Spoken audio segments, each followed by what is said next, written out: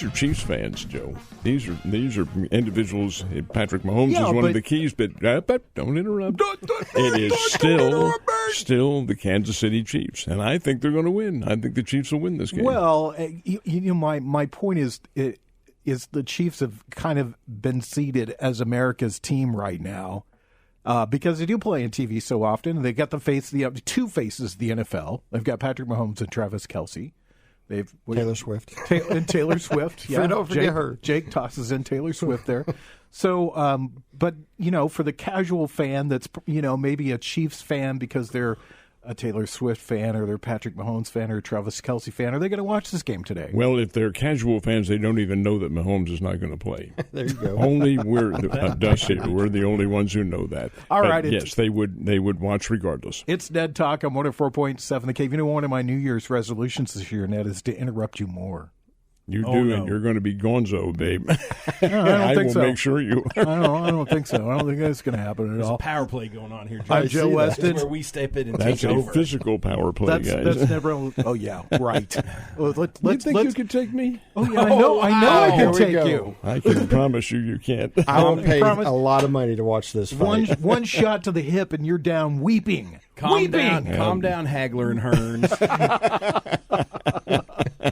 All right, that's Ned Reynolds talking smack. That's Jake Gillette over here, and that's Josh Roberts. How's everybody doing this morning? Good.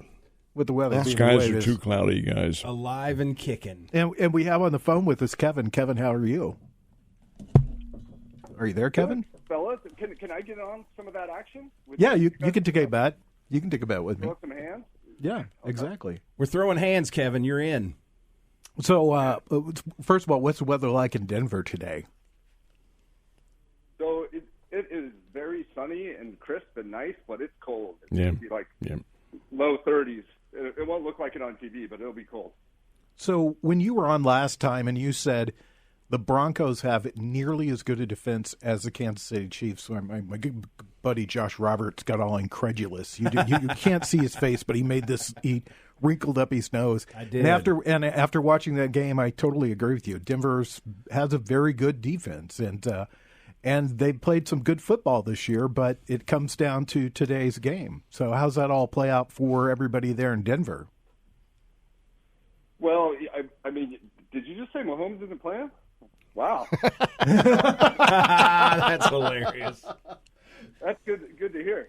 It'll be nice to see him with a baseball cap on today. Yeah, I think everyone feels like it's. And did Ned just say they're going to win this game? Because I would like to bet on that as well, Ned. Well, Kevin, I will tell you this.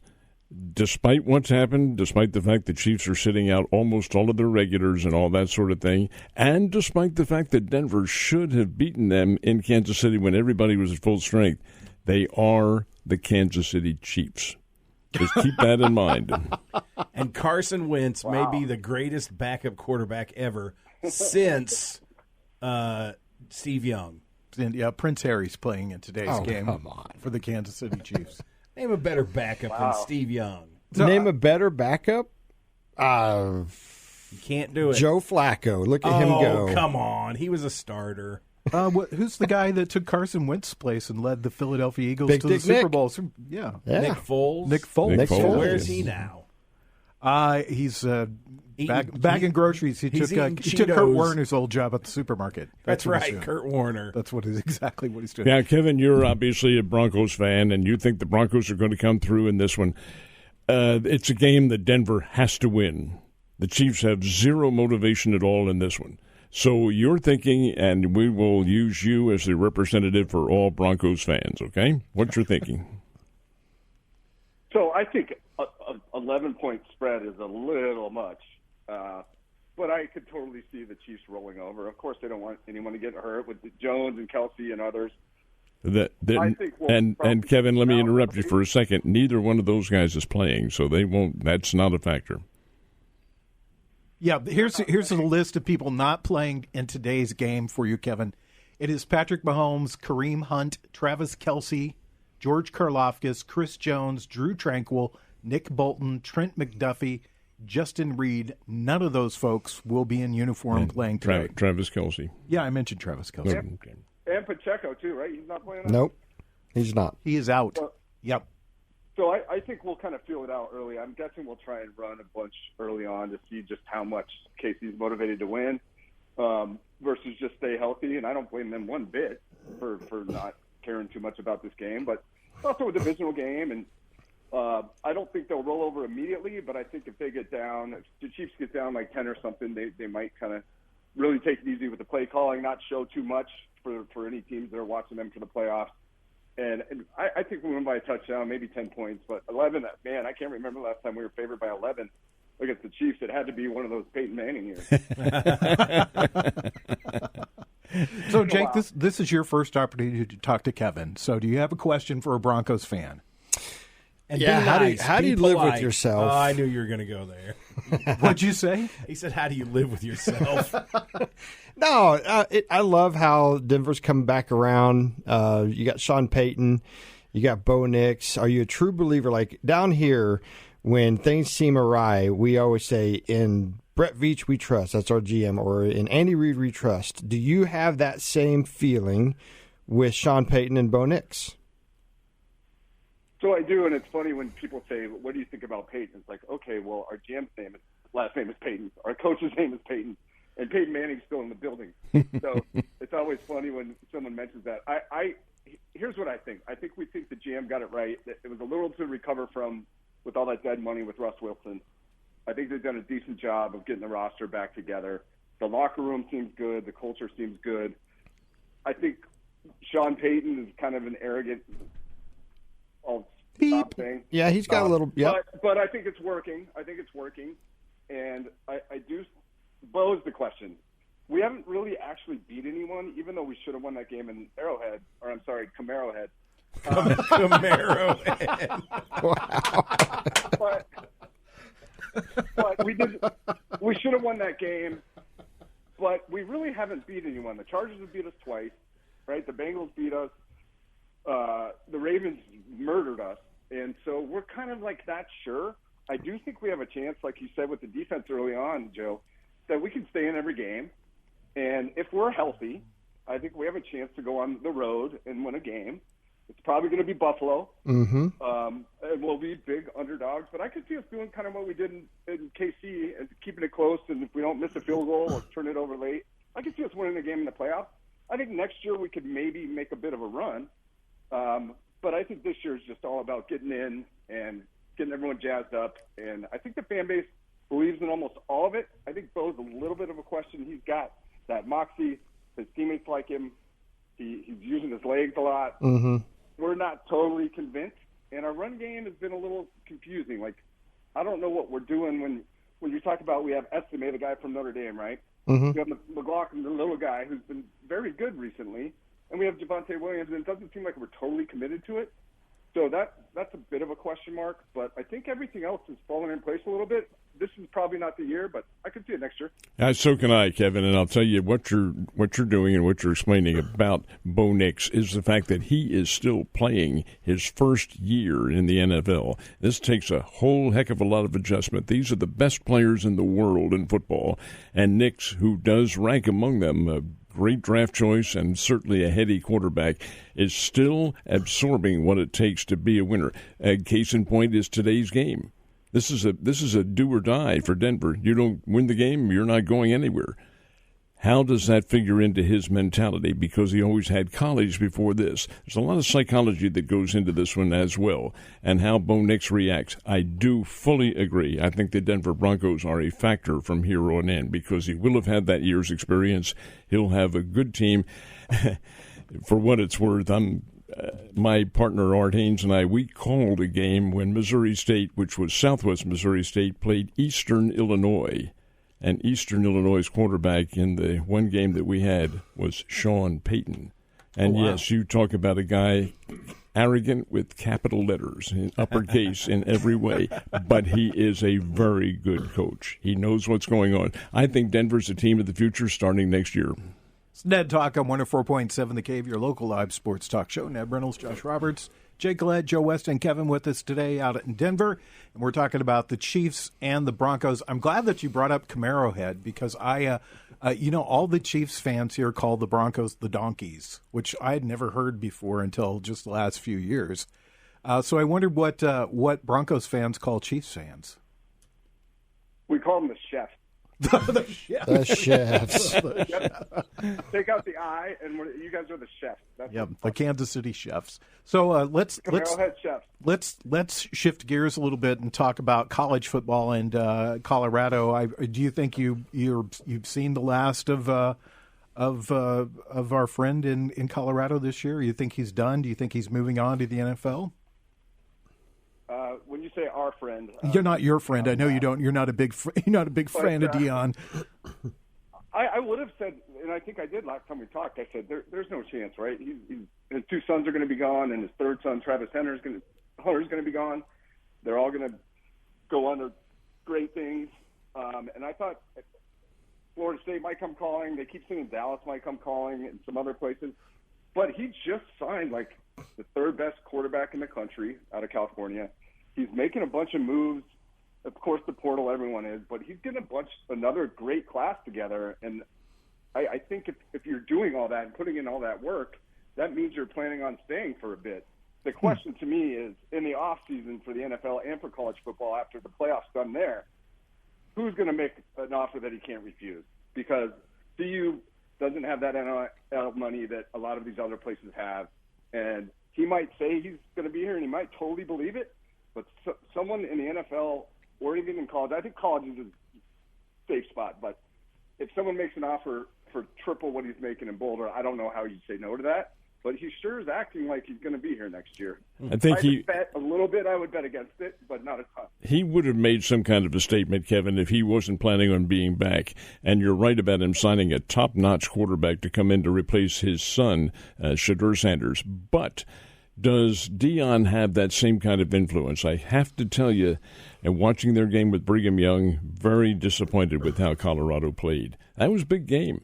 It was, it was two Big 12 teams who hadn't played during the regular season, playing in a bowl game in Texas, in which the whole nation was watching. And I thought Colorado came up really short in that game, motivation and talent-wise. Now, who is that a reflection upon? That's subjective. That's a public opinion, one way or the other. But again, from one reporter's standpoint, I should say, that was not a good show at all.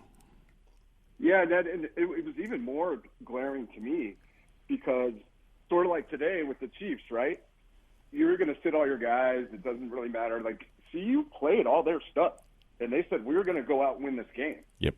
And so Shedeur's playing and Travis Hunter's playing, and they took out this massive, massive insurance policy on them that's never happened in college football because they were going for it. And then they got destroyed. And I wouldn't say BYU was like a top 10 team, even though they were solid. But it's sort of like what we feel about the Broncos here a little bit. It's a bit of fool's gold. Like, the record's decent. They've played teams pretty well. They've played hard, but they haven't beat anyone. They don't have any signature wins. They've kind of beat who they were supposed to beat, and they've kind of lost who they were supposed to lose to. And so there's nothing that makes you think that they were, like, taking a leap. And so, yeah, I agree with you. That game was eye-opening, considering they were very clearly on the record as we're going to try and win this game, and they got their butts kicked. Exactly. I do think there'll be a representative team, and I think Dion stays. I think it's up to him to stay for at least one more year to honor their contract. But I think he does stay. But will Colorado be a factor in the Big 12 without the family identification, so to speak, without his two sons playing and the kids that he brought over from Jackson State? Many of them are gone, too. So it will be an interesting little, I think, test of psychology and a test of listening as to what he's able to do. I had a friend of mine who happened to be a former Chief member and who knew Dion well because he'd gone to college with him, said he's not really the coach of that team. It's the staff that he puts together, and I think that factors into it. Well, I think that's very true, right? He's a recruiter, sorry, Joe, and he's a CEO. But even then, so even if we say he's not, really the coach on the field, and maybe even in the film room or at practice, okay, well then that means his entire staff, who he surrounded himself with, who are really smart, long-term football guys, they got out-coached by BYU. They did, yeah. So if we're saying it wasn't Dion, okay, fine. But that means the other guys got out-coached. So Well, when you look at it at the end of the season, when you look at the draft pick and the way the draft is going to shake out this year, it looked like the Giants possibly will have the number one pick. Also in that mix, too, will be the Raiders. The Cowboys will probably be in the top 10, but I would have to say that all three of those teams would be very interesting to Deion Sanders. Yeah, I could see I that. would agree. And I think you will see Shedeur and Hunter go in those top three. Dallas, they got a problem, man. They got Dak, and they got him locked up for a long time. It's sort of like, to me, the Russell Wilson situation. What if Shedeur's there at 3? What do you do? Mm-hmm. And there are a lot of rumors here that it's already and that Deion has already done this behind the scenes, and that Shedeur was going to the Giants, and they've already set it all up to go to New York and be this big star. I don't know how credible that is, but there are rumors about it. Well, and you see the various interviews going on with head coaches in the NFL too, and I have not seen one where Deion Sanders mentioned. So I think he's back at Colorado next year. Or a different college team. I don't think so. I really kind of doubt that now. It could happen, but they'd have to come up with a hugely lucrative offer because he's doing pretty well in Denver, and he has made himself the showpiece of that team. Look at all the commercials the guy does. Yeah. My God, he's in everything. And I don't think that would carry over into another college. I don't think. But hey, the way things morph out. I think both the Raiders, the Giants, and the Cowboys will all make overtures to him. I think you think about the Raiders a lot, so you would. Well, they're in my Bleacher Report feed, and so every week is, will Antonio Pierce be there next season? And their history of letting coaches go fairly quickly and not really building anything there would seem to say that he's out, especially with something shiny and new like Deion Sanders hanging out there. I mean, all three of these teams have the money to pay him. That's big true. money. Oh, yeah. And that's part of the challenge, though, when you look at just the AFC West, right? KC's not going anywhere. I don't think they're actually a 15-1 team. There's a lot of people who think that's probably more like an 11-5 team. But you got the Chargers. They're not going anywhere. They got the coach. They got the quarterback, right? The Broncos are kind of up and coming. I mean, it's sort of like what you see right now in the North Division in the NFC. Detroit, Minnesota, Green Bay, what's Chicago going to do? What are the Raiders going to do? That's a tough climb. Yeah, you're exactly right. Denver is an up-and-coming team. Los Angeles has played much better this season. Kansas City, of course, is Kansas City. And the Raiders are sitting there going, what do we do? Waterboy status. Yeah. Exactly. Maybe Tom Brady's the answer there, right? I don't know. I mean, I think that just his influence on the franchise is a positive thing, but how much influence does he have over crazy Mark Davis? Yeah, so, enough. Yep, exactly. So what's your? I'll tell you what. When you have the bad owner, that was when things started going south with the Broncos. When Bolin got sick, and then all of a sudden we're selling the team, right? Yeah. And you see it with Jerry Jones. You see it with Mark Davis. If you don't have the right owner and they're always in the middle of stuff, it typically does not work out very well. The owners who sit back and let guys do their job, to me, are the most successful ones. And Pat Bowlen was the perfect example of that. And things went south when he was out. The only exception to that is Steinbrenner. Yeah, well, that's true. That's very true. And smile about that one. Yeah, so that family that owns it now, do they have any money? Can they throw some money around there in Denver? You're not serious, are you? No, I'm not serious, Ned. No, I'm not. All right, so what's your pick, Kevin? Tell us your score for the game today. So I think it'll be 28-13 Broncos. I don't know if they actually are going to cover, but I do think at some point KC, if they're not in it around halftime, will kind of take their foot off and maybe even bench some more guys that are not already on the injury report. And I think we'll just kind of start running the ball and killing the clock and getting out there and getting ready for the playoffs. One final question for you. I felt bad and I didn't feel bad. How did it feel to watch the end of that game when you basically had the Chiefs beaten and the final play happened? It was rough, especially because we had just talked about it 2 hours earlier, and then you texted me to rub it in my face. I did not. I was all right, Kevin. Whatever. He knows you well. You actually didn't. But I thought it was a really good sign. Like, it was a gut punch, but it was also like, okay, we can play with these guys. Like, we're not going to win the division, but we played them head-to-head, straight up, on the road, and it was a really good sign. Even though it was a gut punch, I thought it was going to mean well for the rest of the year. But like I said, that would have been a nice win to get, and we still have not gotten one of those yet. No, maybe today's the day. We'll maybe, fingers crossed, we'll talk to you later on for a playoff run, okay? Hey, okay, but Joe, before I let you go, you have to know that my youngest, it's his birthday today. Oh. And his name is Daniel Kinder, so I just thought I'd mention that. Okay. Well, How happy old birthday. is he, Kevin? He just turned 13, so Good for him. That it's hard to believe that all your kids are teenagers now. When I see pictures of Joey and I see how tall he is, I just go, I can't believe it. And Sam's beautiful, and Danny. Tell everybody I said hi. We'll talk to you soon, okay? Oh, have a good day, guys. Thanks, Kevin. When we come back, we'll talk about last week's game. It's Ned Talk on 104.7 The Cave. You're listening to Ned Talk on 104.7 The Cave, a proud member of the Chiefs Radio Network.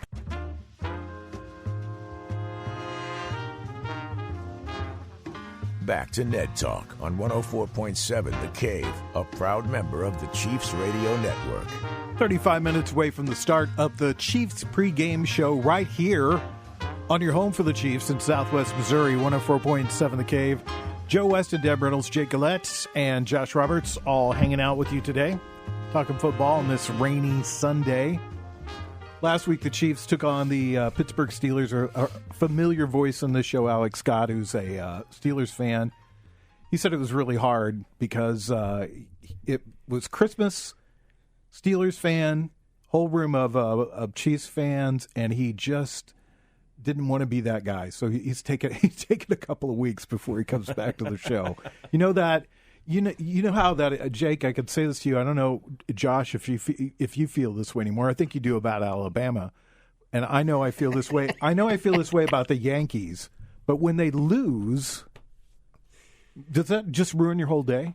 I mean, is everything in the toilet after that for that day? For me, it the doesn't. Yankees lose, it doesn't as much as it used to for me. I agree with that statement. It used to really ruin my day if Alabama lost, or actually back when I was in high school and into college, it was that way for the Chiefs as well, for me in the Schottenheimer years. But I've gone to therapy. I've gotten help, and I don't let it ruin my day because it has absolutely nothing to do with my life except the fandom that I support, and so I'm better about it. I still get mad.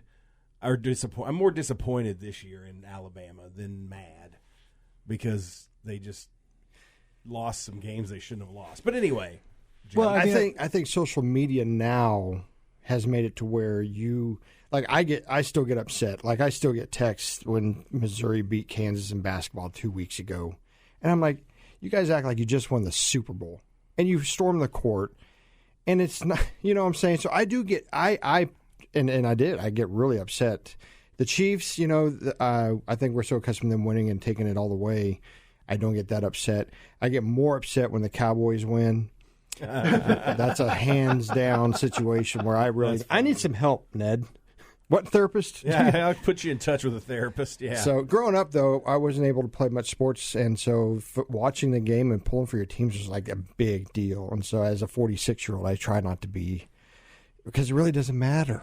Right? Yeah, but it's so hard, that sports perspective. It really is hard. I felt bad for Alec last week. I didn't feel bad that his team lost to the Chiefs, but I felt bad for him because I know how that feels. Sure. You know, and especially on Christmas and when you're with all the people you love and they happen to love the team that you don't love.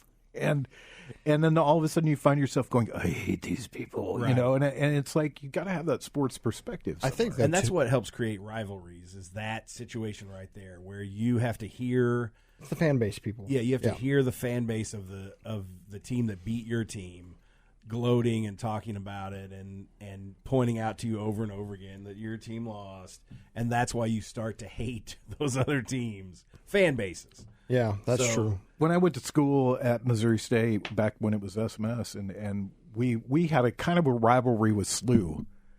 Those were always good basketball games, and a friend of mine and I would always go to the games and sit in the student section, and there were some people that got tickets right behind us that were SLU fans, some college students that came down, and this guy was just yelling and screaming and just hooting and hollering. He's right behind us, and he had a girl that came down with him, and she said, "Sorry, guys.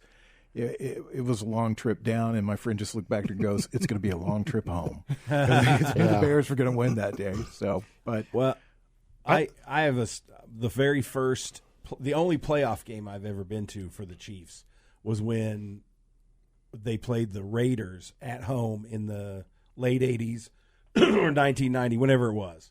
They hosted the Raiders in the playoffs. And it was a sea of red, of course, and our seats were in the end zone, and the two people sitting next to me were Raider fans. And they were screaming the whole game about how much Marty Schottenheimer sucked. and I turned to him at one point and I said, "He can't hear you." And they go, "Ha, yeah." And then they just started screaming it again. That is the part of fan base that just drives me nuts. Come on, man. Enjoy the game, root for your team, cheer when they do something great. But literally the whole game yelling, "You suck, Marty! You suck, Schottenheimer!" He's so far away from them. They could have had a megaphone and he wouldn't have heard them. I went to a concert like that. The guy sitting next to us yelled "Slim" the whole night. We're in the balcony. Yeah. He doesn't hear you. He doesn't really appreciate that you're yelling "Slim" all night long. So there you go. Ned, anything to contribute to our conversation? Well, you have to understand that that's what makes teams the valuable product that they are, is the fan appreciation. Oh, yeah. Now, you just pointed out something, Jake, that's very interesting. So what? So wins. What does it do for you? Does it increase your paycheck? Hell no. Does it it ruins your psyche for the day? But why? You know what the real absence of something is? That sitting on the table right there. That's when I get mad. Yeah. No, you can't do it, because there's always going to be a winner and a loser, and you have to take it for what it's worth. Why do you identify with this team? Well, it's a good question. Why do you? Well, it's because you've been around them, and they are part of your life. But does it really make a difference, a life and death? Heavens, no, of course not. But it does add to making that particular segment of your life and your season and your year a very important part, because it does increase your value to it. But from a physical standpoint, does it benefit you? No. Other than the fact you can identify with that team. You know, you bring up Alex and Christmas Day. I would be more upset on the 4-game losing streak the Steelers are on. Like, if you think about it, to lose the last 4 games of the year and still make the playoffs, how good you were. But, man, I just don't know what they're going to do next week when they're playing the Texans. I mean, it's at the Texans. And they could win that game, honestly. I mean, they're good. Jake, put your mindset and your physical well-being in the Philadelphia Eagles' shoes when they were 10-1 last year and lost 7 straight in a row. Yeah. They beat the Giants, and then that was it. That was it. They ended the 7-game losing streak. That was bad. And they made the playoffs, I guess. And they lost the first round. The first round. But I mean, just since we know Alec, and it's like, how do you feel? Yeah, that would stink, knowing you don't really know what team's going to show up. Here, Russell Wilson was like, I don't even want to talk about it. Like, they're all so head in the their daubers in the dirt, and they're just not in a good place mentally. So yeah, I think Alec and I are very similar in the fact that he told me after the loss to the Chiefs, he goes, "We're going to lose out." He was very negative about it, and when the Yankees went into the World Series, I was like, "They're going to lose. I'm not going to watch any of these games." I had kind of a negative attitude for it, and I wish I could be more like Chiefs fans, because the Chiefs fans are eternally optimistic, at least in some regards, because it's like, the whole team could have the measles right now, and Harrison Butker's going to play quarterback today. It'll all be okay. We'll beat the Broncos. It's all right. It's no problem. You say that they're always going to be all right. I remember the days, and you guys do too, although you're much, much younger, when a big crowd at Arrowhead Stadium was 25 or 30,000. Yep. When they were not very good. Where were the loyal Chiefs fans? Same with the St. Louis Baseball Cardinals. We have the best fans in baseball. Well, let's put it in the past tense. You may have had the best teams, but you start losing on a regular basis, and look what happens. Attendance way down, under 3 million. Hey, it happens. The bottom line is this, winning. If you win and you identify with the audience and the audience identifies with you, then you have the perfect formula. But when you lose you're that, a Cubs fan. Oh, they're still there. It's just when your team's playing well and they're doing good, you think that those days will never end. Right. And then you get to a certain point in your life. I'm 58, and realistically, I could live the rest of my life without seeing the Yankees win a world championship. And then during that period there, they won everything. Mm-hmm. I was like, we're never going to lose. We're never going to have a bad baseball team. We're never going to be. And now I'm like going, will I ever see another world championship? And I think fans lose sight of that when things are going good. See, I'm right on the cusp of that, being an Alabama fan. Because you're on the other side now. The Nick Saban era just ended, and then the first season after Nick Saban was atrocious to me, and so unacceptable to me. And so I'm like, no, unacceptable. Don't do this to me. I survived Mike DeBose. I survived the Shula kid and Francione. Don't do this to me again. Yeah, well, But it happens. Lane Kiffin's next up for that job. You know that, don't you? It'll be Lane Kiffin. No. Yeah. He was an offensive coordinator there, and he was terrible. Right, when we come back, we'll talk a little bit about college football. It's Ned Talk on 104.7 The Cave.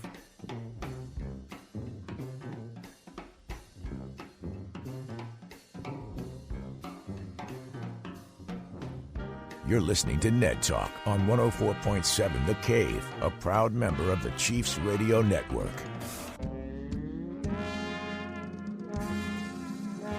Back to Ned Talk on 104.7 The Cave, a proud member of the Chiefs Radio Network.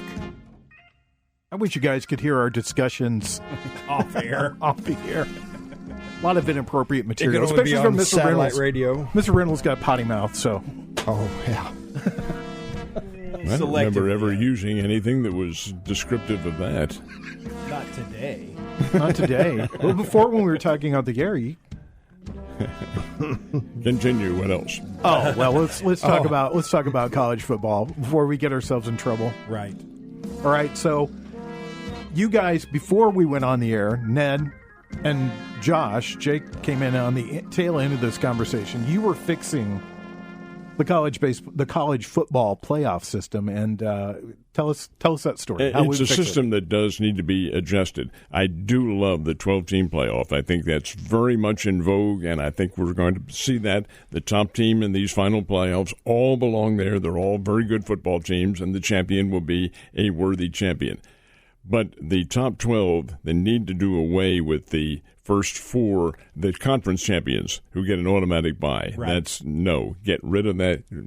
Matter of fact, last week and the weeks before, and even a year before, the conference championship games, they don't mean anything. Yes, they get lucrative reviews from the audience, but that's going to be made up in the playoffs.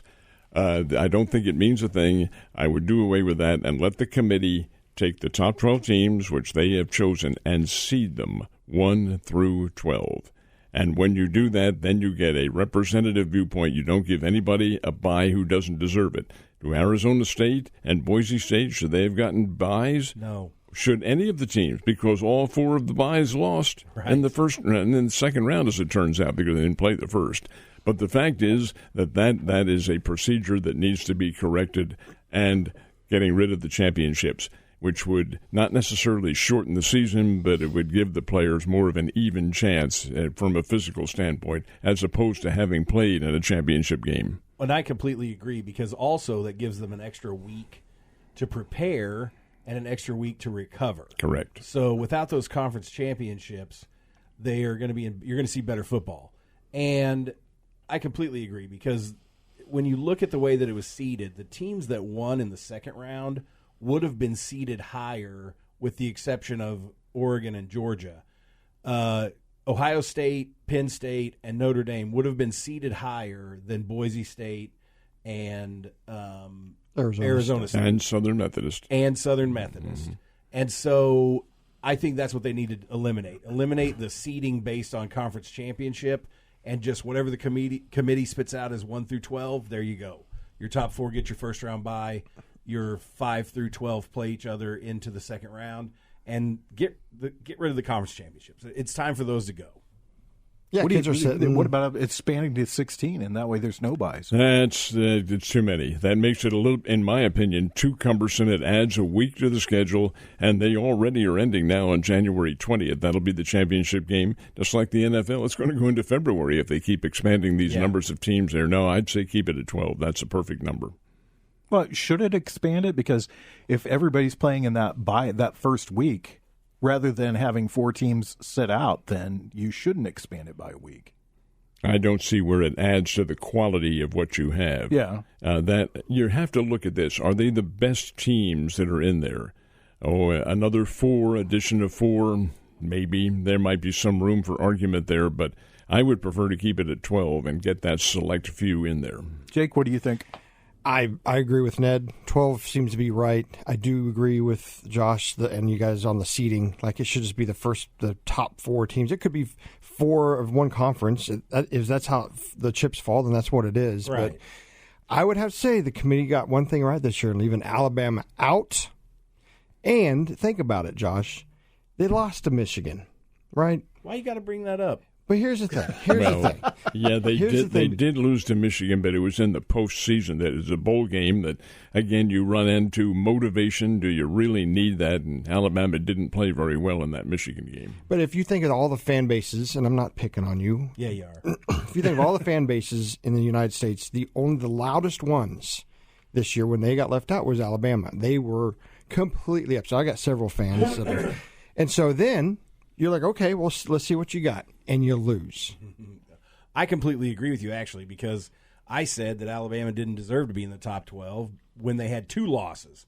And then they lost again. And a 3-loss team is not going to make it, because in the top 25, you're going to have 12 teams that have 1 loss or no losses, or maybe 2 losses if it's competitive, like the Ohio State, the Big Ten, or whatever that's called now. So I have no problem with Alabama not being in the top 12 this year. I'm disappointed that they lost to Michigan, because Michigan was not a good team this year, and they should not have lost to them. So that makes me question 2 things, and Ned and I have talked about this quite a bit off the air. Is he the right coach for Alabama? I don't think he is. And like you just said, Ned, was there any motivation for them to even play hard in that game? Because a bowl win, who cares? They're used to winning national championships. So I personally think for Alabama it was a bad season. But back to what you're saying, I don't think there needs to be 16 teams in the playoff, because then Alabama would have been in there, and then they would have laid an egg against somebody much better than Michigan even. So I think 12 is right. I think the seeding just needs to be straight 1 through 12 and stop moving teams up for conference championships. And the only way they're going to do that is to get rid of those conference championships. Bingo. Yep, I agree with that. So what's your review on, we've had 8 college football playoff games so far, and they've basically been all, except for 1, not very good games. I mean, what do you think about that? Oh, it depends on your definition of good, because they've been the first rounds were not, but they were blowouts for the most part, and you kind of expected to see that, and that's the way it ended up. Frankly, Ohio State's the best team. Ohio State, how they lost to Michigan, I'll never tell you, but they did, and have come back and give Coach Day and the Buckeyes a lot of credit, because they have great talent on that team, and they have rallied and come back and won and beaten teams substantially. Their game coming up with Texas on, I think that's the Thursday. Mm-hmm. No, I'm wrong. It's the Friday night. Orange Bowl is first.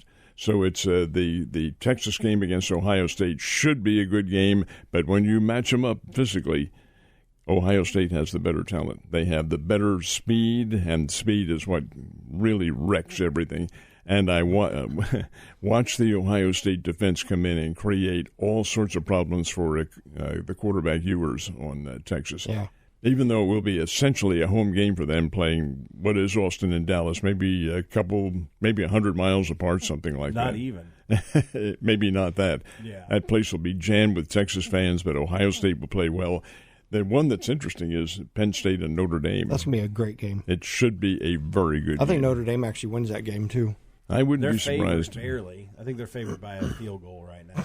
So you think it's going to be Ohio State, Notre Dame? Uh-huh. It very easily could be. It could also be Ohio State, Penn State, which would kind of make me laugh that two teams from the same division. Same conference. Yeah. Same conference, yeah, sorry. Well, I mean, Ryan Day saved his job, though. Even if let's say they lose, do you think Ryan Day keeps his job? Oh, yes. I think so. Yes. Yeah, I mean, he's in the Final Four. So. And that Michigan loss is just in their head. You know, once you start it's losing psychological. 2 or 3 years in a row, then it's like now your head. We talked about the last time I was on here. It doesn't comprehend in my head why one game a year could make or break a season. Honestly, we're sitting there. Does he keep his job? And he's one game away from the championship game. Right. I mean, he's done his job. He just didn't beat Michigan. Now, keep in mind, those coaches, guys, and we talked about this, it's the fan identification. They are right in the middle of total fan hysteria. The same with Army-Navy. Great rivalry, and occasionally, more than occasionally, one team is substantially, athletically better than the other.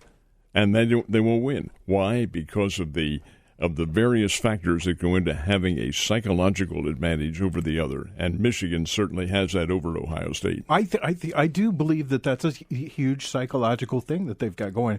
And, you know, for a long time it was the other way. Ohio State could beat Michigan at will. It didn't matter what kind of season they were having, right? What kind of season Michigan was having. They seemed to be able to beat them. And now it's flipped the other way. And I think it's kind of interesting because I think they're just getting in each other's heads. They do. And when you're around the fan hysteria every day of your existence, hey, that wears on you very much. And it's a factor. Let me ask you one question. If Alabama lost to OU in week 1 or 2, do you think they make the top 12? Yeah. See, to me, because Alabama beat Georgia this year, and Georgia ended up number 2 in the nation at the end of the season. So it can happen. The progression of college football has led you to a bad loss doesn't eliminate your contention anymore. It's a late loss. But a late loss will. Okay. Because it's too close to when they have to do those final seedings. We're about 10 minutes away from the start of the Chiefs pregame show. When we come back, we'll give our picks for today's game. It's Ned Talk on 104.7 The Cave. You're listening to Ned Talk on 104.7 The Cave, a proud member of the Chiefs Radio Network.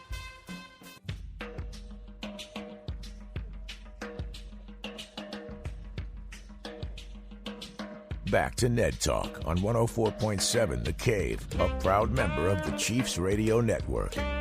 There is a winter weather advisory today. Looks like there'll be snow later on, and the temperature's dropping below freezing later on this afternoon, so be careful. If you're out there, all right, Ned, we've not gotten a chance to talk about this, but I think it deserves more than the mention we're going to give it. Ricky Henderson passed away, and one story that I read said, greatest now, greatest forever, all-time leadoff man. They don't make him like Ricky Henderson anymore. They certainly don't. Would always lead the team in home runs as well as stolen bases, and lead the team in self-proclamation as the greatest ever. Yes, he did. But it's such a shock because he's young. He's only 65 years old and developed pneumonia, and obviously was a very virile strain of pneumonia that he had because it took his life. That's just a very sad statement because guys like Ricky Henderson just aren't allowed to pass. They don't die. They're heroes. This story on ESPN has a great title. Ricky Henderson wasn't as good as he said he was. He was better. Yeah, he was. And they just, like I said, they don't make a guy like that could get on base, hit a home run. If he got on base on a walk or a single, that was a double. Yeah. Oh, yeah. And possibly a triple. And he was just a phenomenal baseball and you player. still cannot stop him. Guys, I work with a guy in the summers doing baseball and TV who faced him many times. You know who I'm talking about. Yeah. Yeah. And he said, and he was a lefty. He said he'd look over at first base, and Ricky would always say, Ricky's going to run. Ricky's going to run. Psychologically, he got in his head. Yeah. He most of the time he referred to himself in the third person. Yeah. He was what a character. There is one thing the Chiefs can play for today. They would be only the second team in the NFL history to win 16 regular season games if they win today, along with the Patriots who went through that undefeated regular season. But is that enough for the Chiefs to win this game today, Ned? I don't think it makes a doggone bit of difference.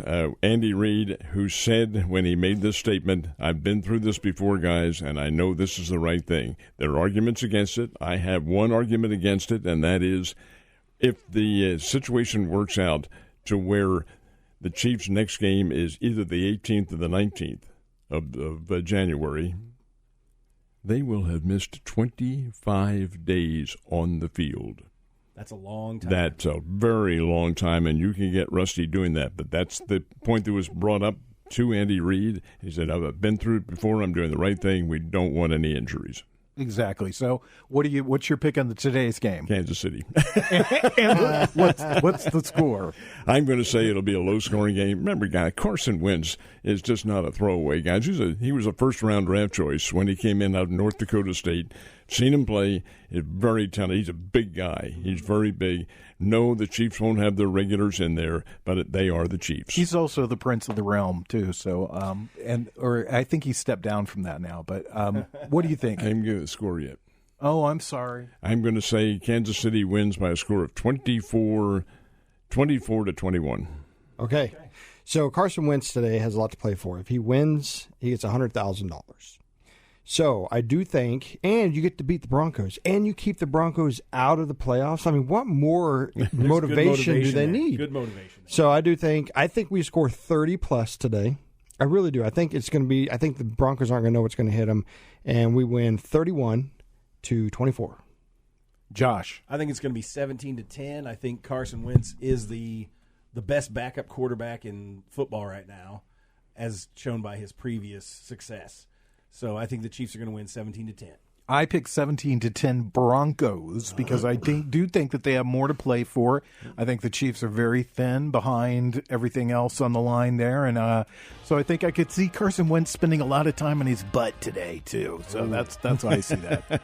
All right, we will not be on next week. We'll be back in 2 weeks. As soon as we know the schedule, we'll pass it along to you. I want to say thanks to Ned Reynolds, Jake Gillette, Josh Roberts for braving the weather today. Thanks to Nick Fury, Mike the intern, Brian Tyndall, and our mad engineer, Corbin Campbell. We'll see you guys in a couple of weeks.